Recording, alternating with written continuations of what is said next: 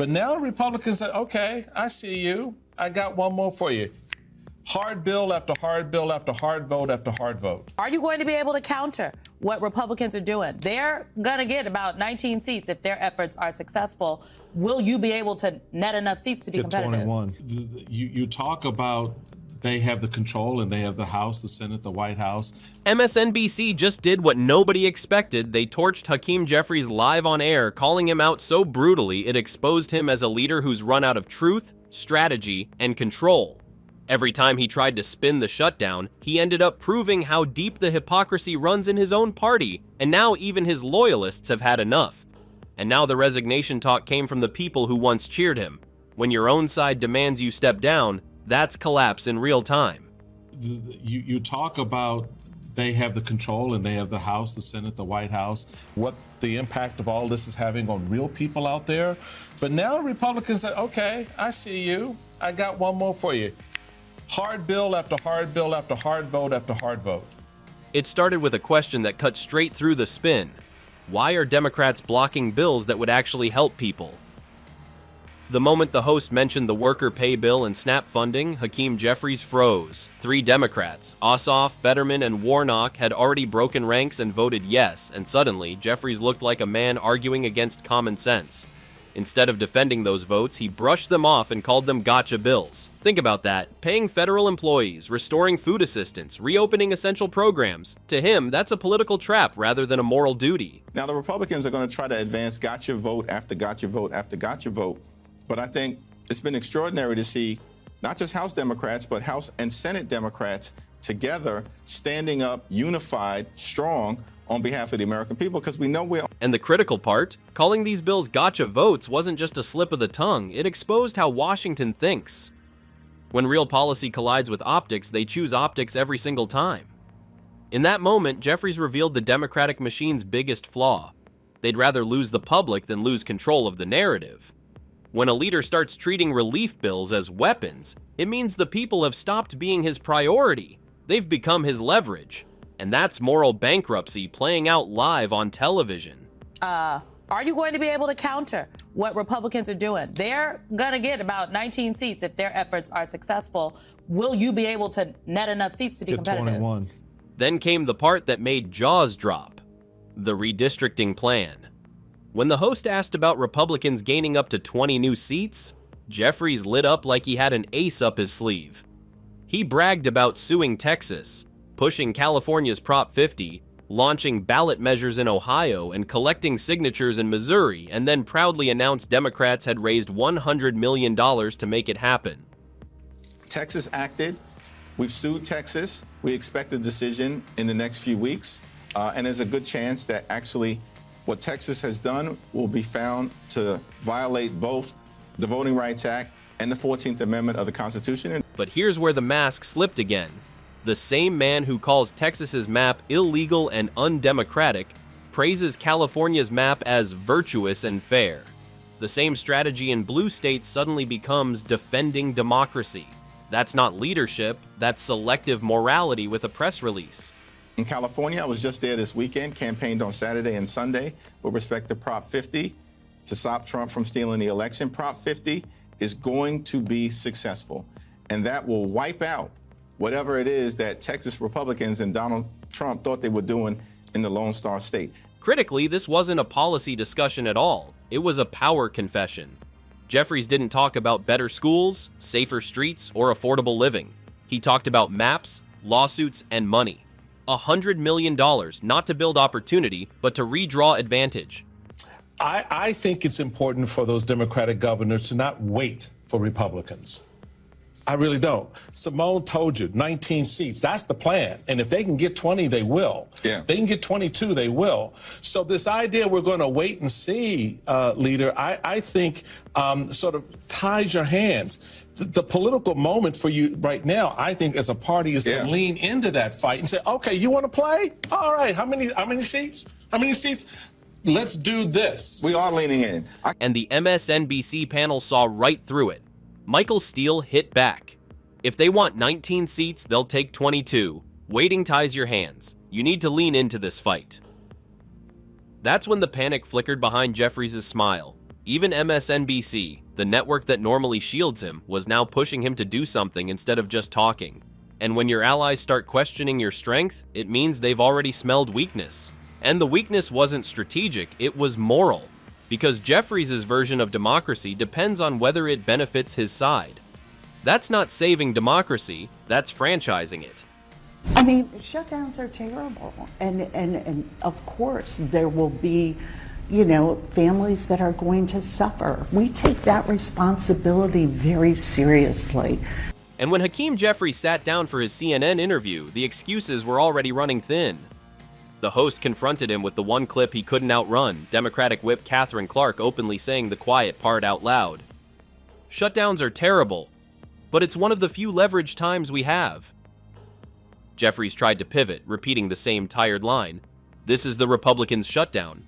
But the tape didn't lie. The irony was brutal. The same party that swore it would never use Americans as pawns was now bragging about weaponizing their pain for political leverage. Made clear that they want to hurt the American people during this shutdown that they've created, and they refuse to reopen the government because of their unwillingness to provide affordable health care to everyday Americans. Honestly, this wasn't just a gaffe. It exposed the moral vacuum inside the Democratic playbook. When politics becomes more about leverage than leadership, shutdowns stop being crises and start being strategy. Every furloughed worker, every family missing SNAP benefits, they aren't victims of circumstance, they're tools of negotiation. That responsibility very seriously, but it is one of the few leverage times we have. Republicans say this is an admission that Democrats are using the American people as political leverage during this shutdown. You want to respond? Jeffries' denial, we're not using leverage, fell apart under the weight of his own party's words. CNN forced him to face the mirror, and the reflection wasn't pretty. Hypocrisy, denial, and desperation all dressed up as moral outrage. It was the final confirmation that what Democrats call governing is really just hostage-taking with better PR. Senate has it. I know that the Republicans control everything, but you know how the filibuster works, and God forbid Republicans, fold on the filibuster, because it'll be used, both parties will use it against the other. It's one of the last safeguards that make the Senate different than the House. And the only reason the Senate can't do it is purely because of Democrats. And you had one of your colleagues in the Senate say, this is the only leverage we have. People are going to get hurt. This is the only leverage we have to get what we want on health care. That's a bad look. The next stop on Jeffries' political meltdown tour was CNBC, and this time the spin didn't survive 5 minutes. The host came in sharp, no fluff, no filters, and went straight for the weak spot. If you're not using leverage, why demand concessions? That one question shattered the entire narrative. Yeah, this is not about leverage. And by the way, if the votes of Democratic senators are required, then of course there should be a bipartisan discussion about enacting a spending bill that is designed to actually make life better for the American people, lower the high cost of living. Jeffries tried to stay calm, but every word made it worse. He kept insisting the shutdown wasn't about leverage, then demanded concessions seconds later. Pure contradiction. It wasn't strategy, it was self-destruction. That moment exposed the core disease of Washington, moral relativism disguised as leadership. Democrats once called shutdowns reckless, now they call them courage. When principles shift with power, all that's left is propaganda.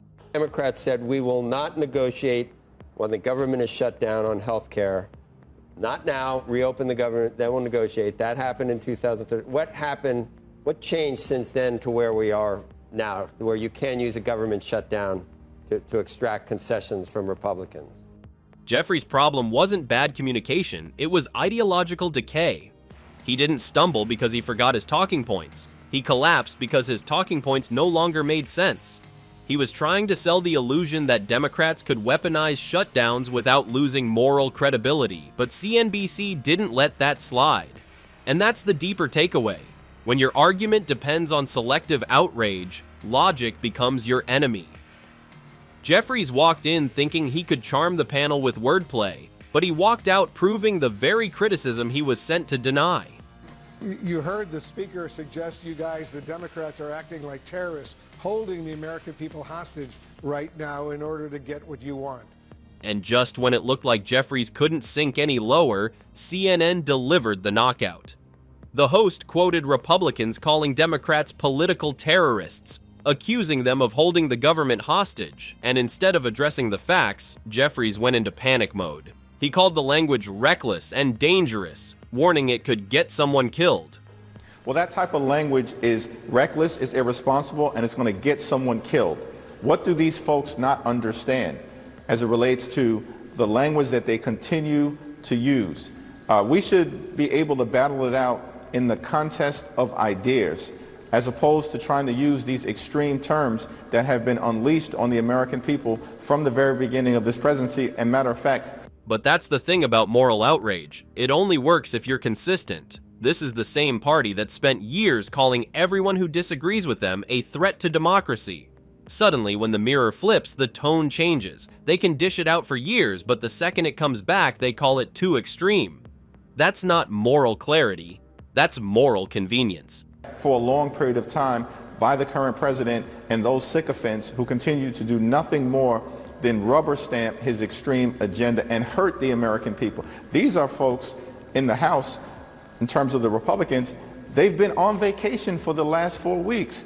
And that's what made the moment so devastating. You could see Jeffries struggling to hold on to the very narrative his party built, that they're the calm voices of reason, the grown-ups in the room. But the performance cracked. His outrage sounded rehearsed, his anger felt strategic, not sincere. CNN didn't need to attack him, they just let the hypocrisy expose itself. When your power depends on controlling the narrative, losing control means losing everything. Jeffries didn't look confident, he looked cornered.